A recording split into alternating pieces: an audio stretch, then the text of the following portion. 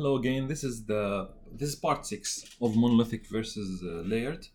We talked about monolithic in details, and then we talked about layered prostheses, and we gave handling tips for both prostheses. Now we're gonna compare between them and see what's going on. Well, of course, first of all, you can't compare apples to oranges, as we know. It's imperative in any comparison to compare apples to apples and oranges to oranges. All right. What do I mean by that? We will give study-based facts about each type of prosthesis, and then you can make a better decision on what to use and which one is better to be used in this specific case. Okay. First of all, this is a monolithic crown versus a bilayered crown. You will see the layering here.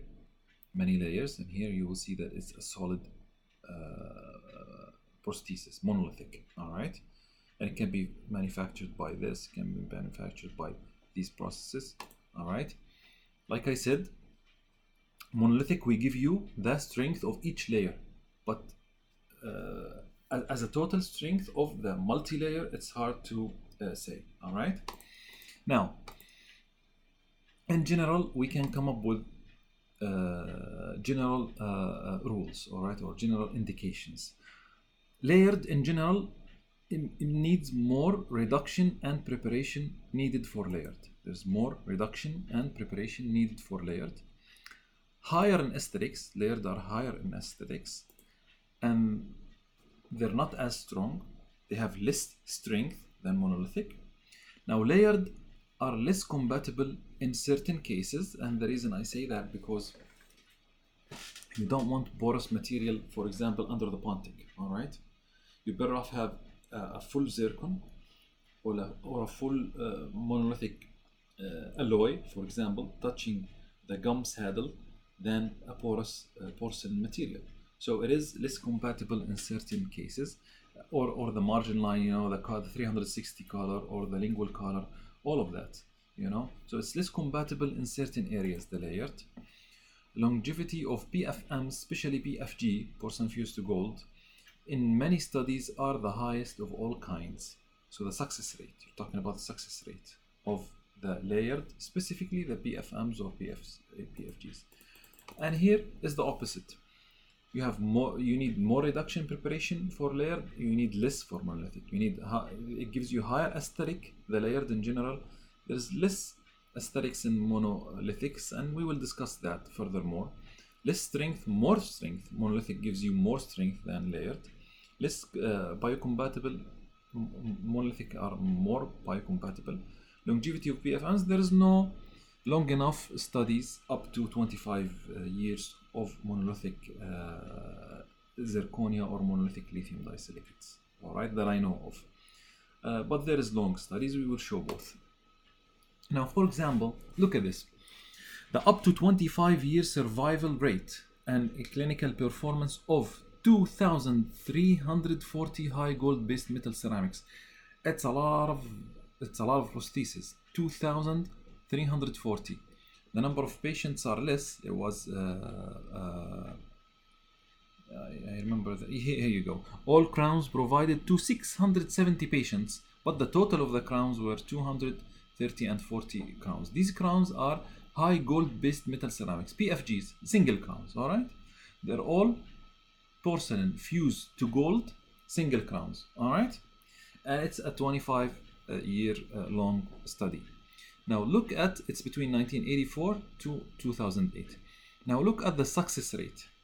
The up to 10 years and 25 years estimated survival rates of the 2,211 crowns were 97 point something, 0.08, 97% success rate in the first 10 years for the PFGs. Very high, 97%, it's amazing, all right? And then 85% success rate after 25 years. So even after 25 years of cementation of that PFG crown in the patient mouth, 85% was the success rate, which is amazing. It's just 25 years, you know, what would you ask for more? A success rate of 85%, and a half, almost 86% success rate for PFGs. It is amazing. But the first 10 years, it was 97% success rate of PFGs. Okay? Now, taking into consideration that you did everything up to the book, there isn't unsupported porcelain, everything is done in the right processing sequence, you know. Now, we have something about, there's a 10-year clinical outcomes for zirconia, for example, and it shows that the success rate, the 10-year success rate or survival rate for the zirconia frameworks of 91%. Okay, 91.5, 92%. So even on 10 years, there's 92% comparing to 97% in PFGs of success rate. So zirconia has a lower success rate on the first 10 years of performance. Now we really want to see after the 10 years of performance of zirconia, what kind of success rate does zirconia have? I didn't find any study longer than 10 years for zirconia. And bear in mind that there is low temperature degradation. There is aging for zirconia. So after 10 years, it's pretty old. I would say that the next 5 years, like say up to 15 years from cementation, that, you know, readings would be probably surprising. But I don't have any scientific evidence of so. Okay, those are the numbers that I have. Dull zirconia, 3 deuterium zirconia course, lithium disilicate overlay. The term doped, zirconia doped with 3 molecules of deuterium. Okay. Now, forget about the question. Let's look at this for now. Okay. Like I said, you will find many different ceramic classification, but I put this up not for the ceramic classification. Nevertheless, we can look at the ceramic classification. See, silica here is all the way up to here because it has any content of glass phase or silica. Crystal phase, lucite, zirconia, alumina, lithium disilicate, and it gives you, you know, the different company kinds, and then crystalline, doped zirconia or doped alumina of crystalline or polycrystalline, and then what kind of products does it have. What I really want to look at is the key here. We're going to talk about stacked, which is layered, which is veneered, which is built up, okay, a core and a build up, stacked, and pressed, heat pressed, thermally heat pressed, an ingot, okay, and then machined, CAD/CAM, computer aided design, computer aided manufacturing, okay, CAD/CAM, and infused, the one that I told you I'm not really sure what's infused. All right, but let's look at it now. The glassy or feldspathic, like I said, this is a different classification. They call this glassy or feldspathic or high in glass. All right, has lucite and silica in it, and it's Vita. And I said before, it's like Vita 13. Some people say it's Vita 9. Okay, whatever. But it comes only in stacked. Okay, so if you want the ultimate glassy feldspathic porcelain, you have to stack it over a refractory die or over platinum foil. Okay, so once you want the ultimate characterization, you go with feldspathic, and it's not pressed and it's not milled. It has to be stacked or layered or built up. Okay, that's what I want to point out here according to this classification. And then you have glass dominated. It's not glassy or high in glass, glass dominated. And then we have of that, like we discussed, the Empress 1, the Emax Zerpress, the IPS Emax Ceram. This is powder. And these 3 are pressed. Empress 1, Empress Aesthetic, Emax Zerpress. These 3 are pressed, heat injected.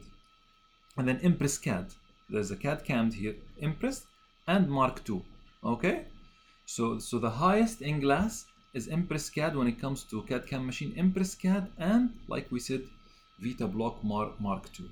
All right, even though some people consider Mark II, like I said before, according to other classifications, as glassy or feldspathic block, they call it. But nevertheless, now we're talking about machined, stacked, or pressed. So now this is machined, CAD/CAM. This is CAD/CAM, Empress CAD, Vita Block Mark II CAD/CAM. and then these OPC and serenate, they are stacked, they are powders. Okay, then we move to crystalline dominated and crystalline. Crystalline dominated, we have IPS Emax CAD. All right, so this is lithium disilicate CAD. Over here wasn't lithium disilicate, it's mostly lucite. All right, Empress, like we said, Empress is lucite dominated, and Mark Block 2, those are not lithium disilicates. Once you move to higher strength, you're talking about lithium disilicate CAD, which is Emax CAD, and lithium disilicate pressed, which is Empress 2, which is the Emax, the IPS Emax press. Now it's called. Okay, so here's pressing, but higher of strength, up to 500 megapascal of strength. CAD cam up to 450 or 420, I'm not sure, megapascal of strength, the Emax CAD. But there is a different kind of injecting, not with Emax, but with lucite, and it's weaker. It's around 160 megapascal of strength. Okay. Now you move to crystalline, polycrystalline, whatever. There's Vita Alumina, Procera, Vita Deuterium Stabilized, IPS Zircad that we talked about, zirconium blocks from Evoclar, Lava, and there's much more. There is Noritaki Kurari, and there is Dental Direct, and there is Mangerbach, and there is many blocks in the market. Many blocks in the market. Manufactured in Germany, in America, Korea, even China is manufacturing blocks these days. Turkey, the Middle East, different parts of Europe, Japan, you know. So there is much blocks of zirconia in the market that we will take a look at when we get to preparation guidelines and the different kinds of zirconia that can be used in aesthetic zone or in posterior functional zone. Okay, but I want you to see the different techniques that you can discuss with the dentist. Remember, in the first part of this video we talked about the importance of discussing not just type of work, all right, or type of material used, but as well we can discuss on a higher level, which is the way, the technique, because every technique and every way of making that prosthesis will give you specific indications and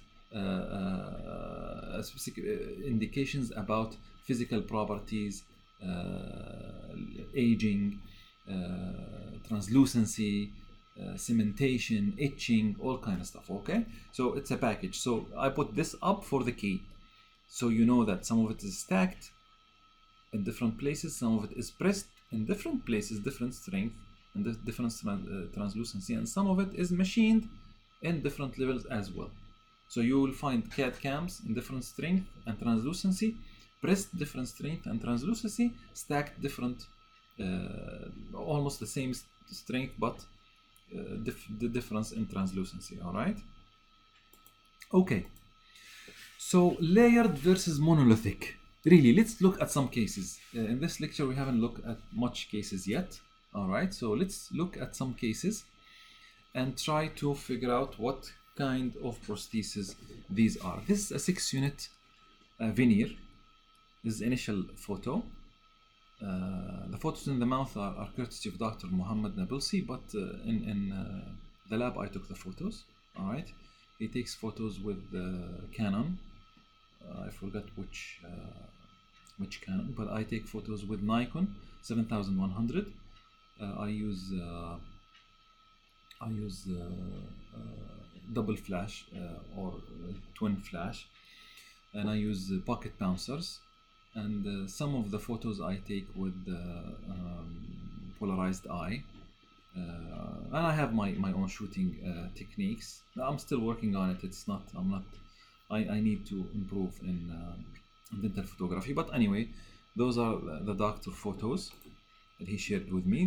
This is my shooting. Now here, you see, this patient has broken teeth here. He lost much of the vertical here in this tooth and the other tooth, and there's diastema, and there's all kind of stuff. There's a filling here, and we needed to close the space in veneers. This is only veneers, all right. But let's actually go back. This will be discussed in details in my monolayered section of the lecture. But I just want you to look at it and try to figure out, do you think it's layered or monolithic? All right, I'm not going to answer that now. But look at it. Do you think it's layered or monolithic? Same thing here. Those are veneers, okay? I should ask you the question, do you think it's veneers or crowns? But those are veneers. BL2, bleach 2. In this region of the world, we manufacture or we use the bleach 1 and bleach 2 a lot, and people like very white teeth, and it's just not natural or whatever, but people like it, so we do uppers and lowers. See, this is like, for example, 20 upper, 20 lower veneers. All right,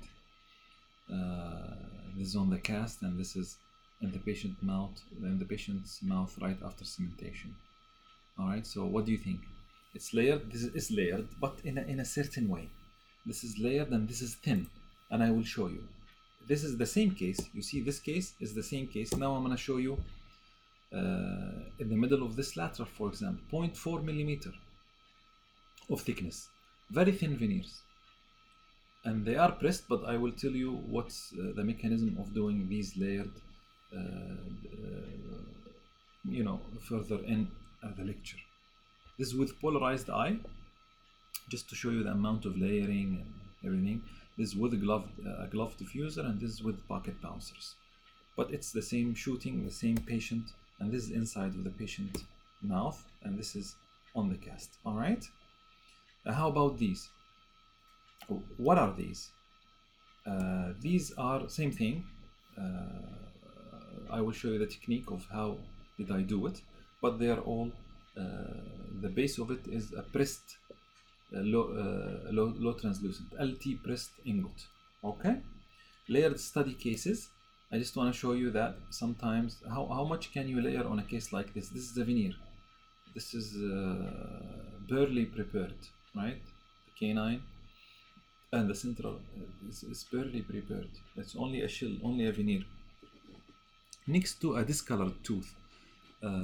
That's my shooting in the lab. This is the shooting in the patient mouth right after cementation, but it was done by a mobile. It's a mobile photo, right? With a mobile phone, so it's not that great, but it shows you that there is masking of the underlying high in stump shade central. The same thing here. Layered versus monolithic. We will talk about this. I'm trying not to give answers here because I want to go in details. How was this made? Okay. In my part of the lecture that's called monolayered. All right. So layered versus monolithic. Let's look at this because many people argue that you can't give a good monolithic with enough characterization. Like monolithic means dull, no life, no characterization. So let's just look at a couple of, consider this as a game. Let's look at a couple of photos, all right, in the patient mouth on the model, and try to guess which tooth or teeth is fake, which tooth is fake, or more than one tooth, and is it layered or monolithic. Just try to guess as I scroll down these photos, and then we will discuss them. Which tooth is fake? Which number, which tooth is fake, and is it layered or monolithic? Same patient, different views. Same patient, different views. One tooth is fake. It's this one, the upper right, has very, very dark stump shade. This case was done, and this is with the polarized eye. This case was done with the technique that I will show you. It's fully pressed in whatever shade it was. I think it was A1 or B1, I'm not sure. I pressed it into B1 maybe, and then I stained and I layered in a certain way that I will show you. But the whole tooth was waxed and pressed in full, and then I performed my cutback in certain areas and did my layering in a certain way that I will show you. But this was layered, okay? If you want to say that. It was fully pressed as a monolithic and then cut back and layered in a certain way. We'll discuss that later. How about this case? In these two centrals, which one is fake? I want to make it easier for you this time. And is it layered? And what is it? Lithium disilicate? Oh, I forgot to say that this one is lithium disilicate. Okay, of course, pressed lithium disilicate. Right now, this one, which central is fake? And is it layered or monolithic? Okay, polarized eye photos. Closer look. It's this one, upper right as well. All right, it's the upper right, and it's an implant. And this is during me trying to take the shade of the gum in case I need to put gum porcelain, but I didn't need to. This is waxed up, castable abutment, UCLA, waxed up, because this implant was placed rather lingually, palatally, you know. So we left all of this in metal, thin, not very thin, but thin enough to go with, you know, with the patient's parameters here. And then we had an issue of the width of the central, but this is a layered PFM, porcelain fused to non-precious. All right, and that was the end result. Okay, so this is layered, yes, and that's why it was very easy to incorporate all kinds of textures and all kinds of internal coloring, bluish and whitish here inside of the crown, and the rest of it was done with minimally stain wherever the internal effects didn't work very well. We just stained a little bit. Okay, but this is layered.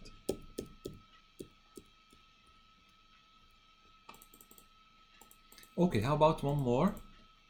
There's no one more. This is a monolithic study case. I know that people that live outside of this region will see this as chiclets or very bright white, and it's not. And I agree with you. I wouldn't do this for myself, you know. As a patient, I wouldn't cement something like this in my mouth. But like I said, in this region, they love the super white. You tell them that the whitest thing on earth is BL1, they ask you, there isn't nothing whiter than BL1. I go, oh my god. So I invented a term that's BL0, okay? There's a BL0, a super white in a certain way. But anyways, they like the super white with no translucency and no internal characterization, just a chiclet, okay? So you can't do much. You can only give a little bit of characterization, a little bit of surface texturing, or what are you gonna do? I mean, it's one block of white stuff. And sometimes we do it like this, a thin veneer, 0.5 millimeter veneers, and sometimes we do it, so this is monolithic and glazed, only pressed and glazed, pressed, finished and glazed. And sometimes it's very thin, like this is, in certain areas, this was 0.2, all right? And it's pressed, we pressed it in 0.3, 0.4, but we reduced this because this was a non-prep veneer. This is like a laminate, if you wish, you know, a laminate veneer, okay, a very thin veneer with no preparation. Now, what's monolayered? You know, in my lecture, the lecture, I give a live demo. So I layer and I stain, and I show the difference by giving a demo on layered versus monolithic, and I just stain and glaze the monolithic twice, and then I glaze the layered and show them the differences, you know. But we don't have a live demo here. We are up to the preparation guidelines, and then we will go back to talking about the monolayer technique that I do. But let's stop here so we can go into preparation guidelines in the next video. Okay, thank you for listening.